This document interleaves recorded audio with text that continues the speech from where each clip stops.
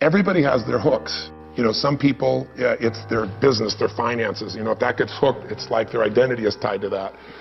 For other people, it's their body. They just feel like it's impossible. They can't change anything. They've gone into learned helplessness, where they just have literally learned that they're helpless. They can't do anything about it because they failed so often.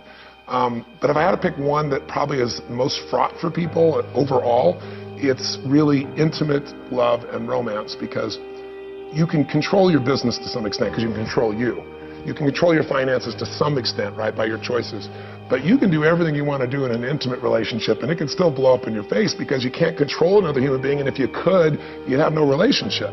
So, and I also think that if there's a story that all human beings have, it's the story of fear. We all have what we're after, but everybody has fears. And I've been with, 4 million people now from 100 countries over these, 33, 34 years I've been involved with people now. And I can tell you all roads lead to Rome. Whatever you're afraid of failing or succeeding or whatever the case be, it really comes down to a fear that we're not enough. And if we fear we're not enough, our ultimate fear is if we're not enough, we won't be loved. Who can produce that fear in you more than somebody whose love you crave? Somebody that you really want them, and they all of a sudden don't love you as much anymore? It crushes the soul. So most people have these plans like, I'll be successful and then I'll know I'm enough regardless of what someone else does to me. Or, I'll be strong enough or physically beautiful enough. But of course, all those things are relative and none of them last.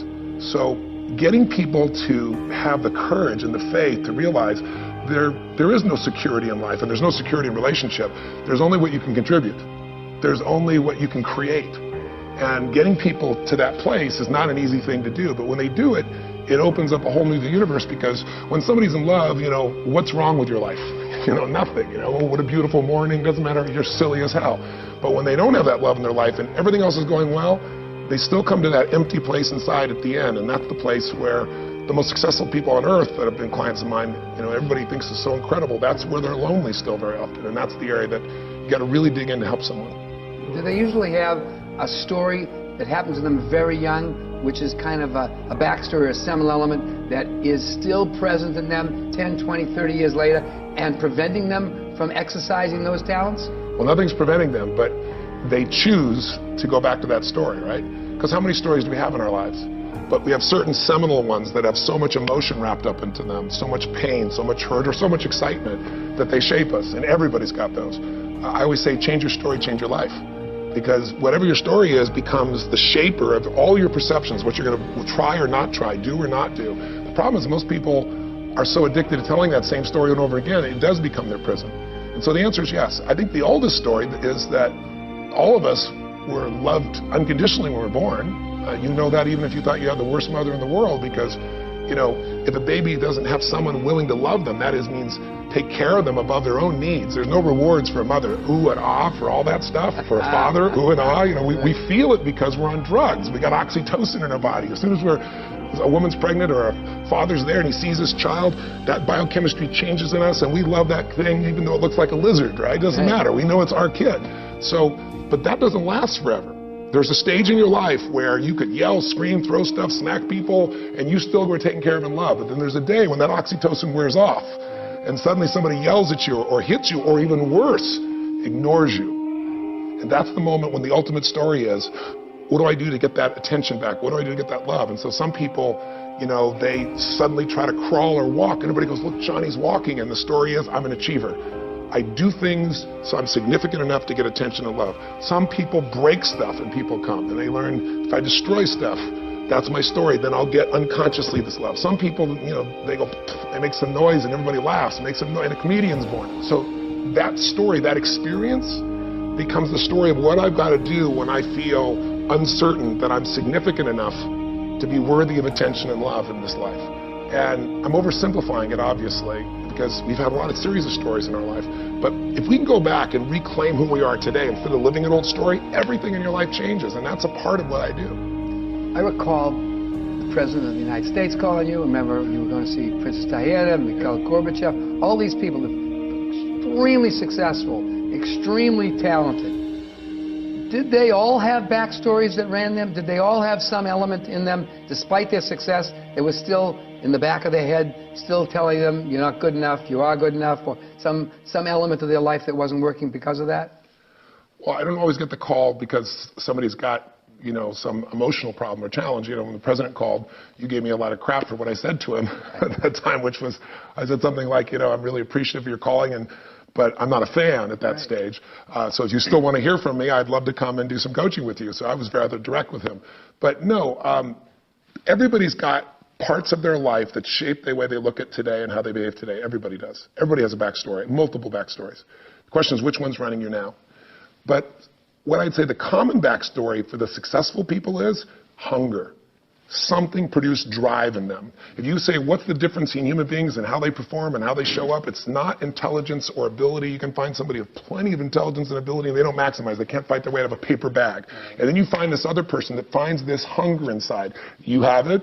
I have it. Almost anyone we know who has done something they're proud of in their life or they feel good about in their life, they had to get through all the obstacles. They had to get through their own limiting stories. And so there had to be something they wanted more. That hunger often comes from a story of frustration or pain or desire.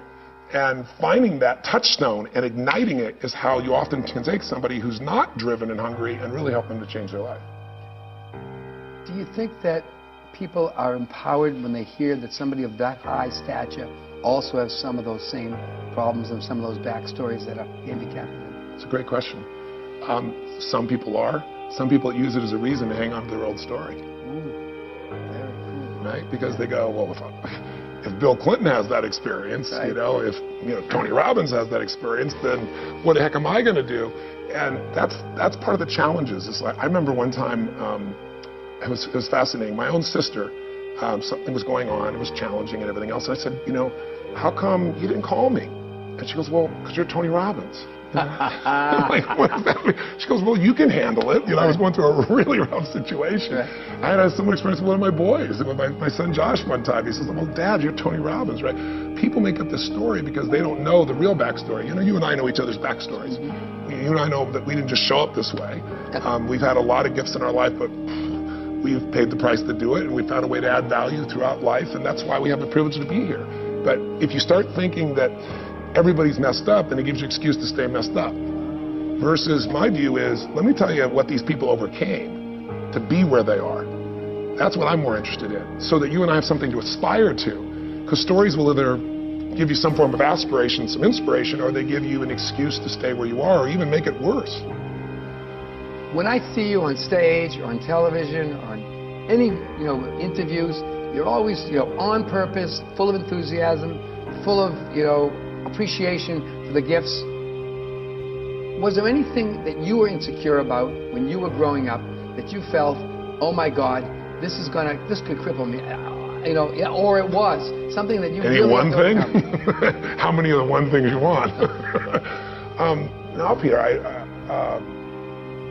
I have trained myself with certainty, not just with stories, by focusing on when I did succeed and building those stories, but honestly by building into my body that certainty physically, like driving it in myself. I had so many fears. I mean, I had minestrone soup acne on my face in high school. I didn't feel attractive. I was 5'1" my sophomore year in high school. That's a scary thought. Isn't it? That's a scary thought. I grew 10 inches in a year. Well, the next guy that met you a year later, that's a scary thought, too. Well, what's the scary thought? I was with you when I found out, I had a tumor that made me grow like that, and I had no idea. So, you go from 5'1" to 6 foot, 6'2", now 6'7". People say, what's the difference? I always say personal growth, right? But it was a lot of personal growth, right? I mean, like, not only physically going through, but what I went through mentally and emotionally to make that happen. And so I was the little guy. I wasn't that strong. I had quite a mouth. I wouldn't take squat from anybody. And it's like, senior guy come to me and get in my face. But I had a mouth on me, wouldn't take it, but I was slow and not that strong. I had a good combination, right? But I overcame it mostly by saying, in the end, if I find a way to add enough value to somebody else's life, and I'm totally sincere and raw, they may doubt it all they want, but if I do that for year after year, decade after decade, eventually I'm going to get through to them. And my life has kind of panned that out. There's a large number of people, millions of people I've been able to serve that way, many of which have thought, oh, who's this idiot, this motivator, the big-toothed guy? But then they see me work my guts out for someone and really create results day after day, year after year, and they start to go, maybe the guy's, the real thing. That's, people get to judge that by results rather than by discussion. I did that. Yeah. I did that. I told you my story that I saw your stuff and I thought, oh my God. And I saw it another time. Then finally, at one vulnerable moment, Yes. I bit. I got you when you were vulnerable. That's the right. That was very vulnerable. You bit. Yes, yes. You know, so when you're needy, that's when you'll need. You Yes. know. And so, yeah, I do think that's true. The interesting element is that sharing the fact that you weren't, perfect and born that way, and we're ready, you're ready to go from the go, Yeah. is important, because I think most people don't realize that they have the ability to tell a different story to transform themselves. Well, the best way is not for me to tell my story. That's self-inflation. That's not my goal. My goal, as I think you know, is to show people actually making that change happen. When I do a film and you see this person stand up and they're suicidal, and then you watch them turn around, and then the people do the follow-up 3 years later, 5 years later, and you see this person's life still changed.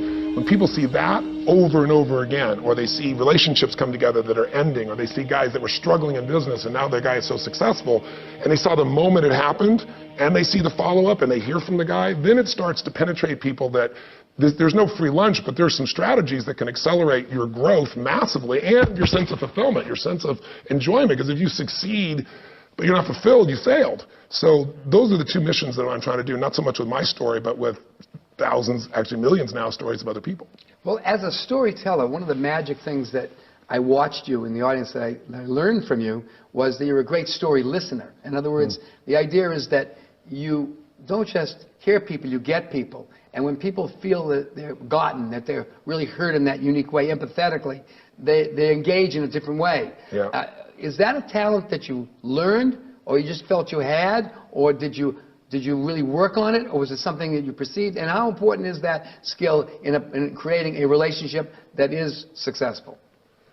Well, I'll answer your last question last. A lot of questions there. How important is it to be able to really listen? I mean, I think communication is hearing what's not being said. And if you don't have that and all you do is take the words, you're going to have a disastrous intimate relationship. You're going to probably have some really disastrous business relationships, because most people don't speak what they're really feeling or saying. Most of the time they're either scared to, afraid to, or they're hiding their agenda because they have another agenda. And most of us have a pretty big BS filter in the world we live in today. But it's more than that. It's not saying, where are they BSing me? It's saying, what are they really feeling? What's underneath this? What's really going on? And that's really important to me. I don't care how big the audience is. I was, I do, 30,000 person audiences, but an average size audience I did yesterday was like a little less than 3,000 people in Las Vegas. It was Salesforce.com. It's a business group. This long room, as far as you can see, over there at the Wynn Hotel. And I'm on these big screens, and there's guys way in the back. How do you get the guy in the back? I get off the stage, and I prowl. I walk through the crowd. I'm there. I'm talking, because what I want to do is I want to look into their eyes, and I want to feel what's going on, see it. I want you to know that I'm not some guy over there on the stage that's just talking at you. I'm going to engage you. And at any moment, I can strike and have that conversation. And so it produces a different energy in that room. It's not some passive listening, and it's not with me either. The minute they speak, I'm now zeroing in on what they're feeling, and I'm also saying, who else does this relate to in the room, and how can I use their story to help other people simultaneously? So if you ask me, the listening part is better than the storytelling part. You can entertain people as a storyteller, but you can transform people if you can really understand what their needs are, listen, and sometimes just by listening alone, people's lives can change. When you're on stage, or when you're coaching people directly, how important is it to really be interested in who you're talking with, as opposed to being interesting in telling your story? I think that one is, anybody who's honest knows the answer to that question, right? But knowing the answer and behaving that way, that's the big difference, right? We all know that if you're interesting, you might have a relationship that's on the surface, but if you're interested, you're going to go deep, because you're going to follow up and ask questions, and the person is not just going to feel gotten or some fancy term.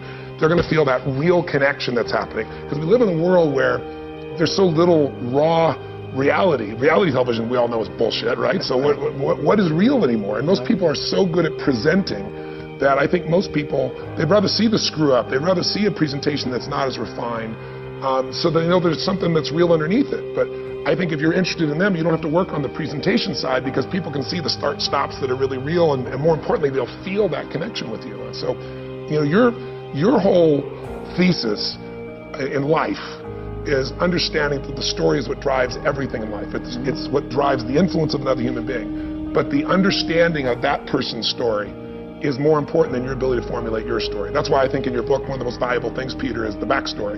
Because sometimes you can find that backstory in advance, sometimes you can't. Right. But if you're watching and listening and asking questions, the backstory will show up right in front of your eyes if you're engaged with that person. If you've got some rehearsed little talk you're going to do, you're going to be in your head instead of being here. I call it uptime. If you're in uptime, I'm in you.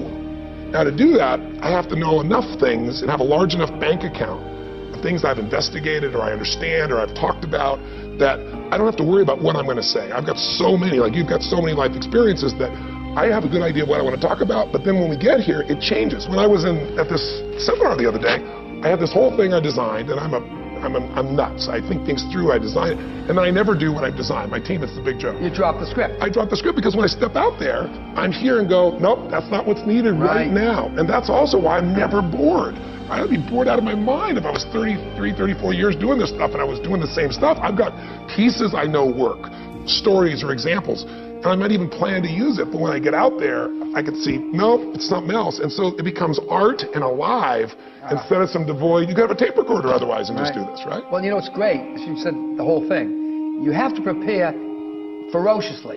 And then you're going to drop your script. Because you want the spontaneity, you want the aliveness, you want the eccentricity of things happening. Yeah. But when you see somebody telling their story and you're decoding it, or they're a business person, if they're not authentic, does it shine through no matter what they say? Well, I'd love to say yes, but I know I've gotten the wool pulled over my eyes, so that would be a lie. But I would say most of the time at this stage of my life, I'm pretty good at that. And I think most of us are. Only because unfortunately, we've all been disappointed so many times that we have a little part of ourselves that's like, it's all BS. And unfortunately, that can become a filter to you not actually seeing somebody, experiencing somebody, because you have all your presuppositions, right, that are running your life instead of being here now. But I'm a little bit more trusting, so I probably stay with it a bit longer. And I've had so many people, you know, make up a story about me who never met me. Because also my style, I talk rapidly, and that's just me. I'm passionate. You know, you and I get together, it's like bam, bam, bam, bam, bam. You know, other people stand around and watch the two of us when we go have lunch or we'll go to the house or go skiing or whatever. And so I love that. I love the speed of our interaction because my brain works so fast. So some people don't trust that. It's fast-talking salesman is their metaphor for it, as opposed to a passionate son of a something, you know, which is what I really am. You're an authentic son of a bitch. I love you. Thanks a lot. Love you.